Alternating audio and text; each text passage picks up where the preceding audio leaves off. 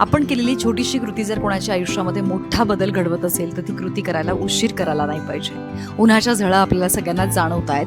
कोणाच्याही घरी गेल्यानंतर आपली पहिली माफक अपेक्षा असते की आपल्याला थंडगार पाणी द्यावं, जेणेकरून तहानलेला आपला व्याकुळ आत्मा तृप्त होतो. तसंच या मुक्या पक्ष्यांना देखील नक्कीच वाटत असेल. म्हणूनच सांगतेय की आपल्या घराच्या बाल्कनीमध्ये, टेरेसवर किंवा अंगणामध्ये मातीच्या पाण्यामध्ये स्वच्छ पाणी ठेवा, जेणेकरून या व्याकुळ जीवांचा आत्मा तृप्त होईल.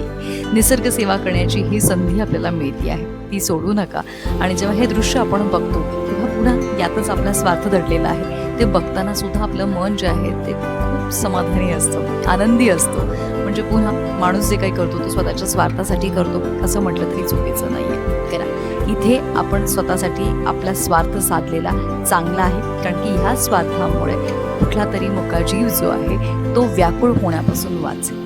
प्रयत्न करा आत्ता ह्या क्षणी. आणि हो, मातीच्या भांड्यामध्ये पाणी ठेवा, हां, हे लक्षात ठेवा. कारण बाकीच्या भांड्यांमध्ये ठेवलेलं पाणी हे तापतं आणि गरम पाणी कोणाला प्यायला आवडेल?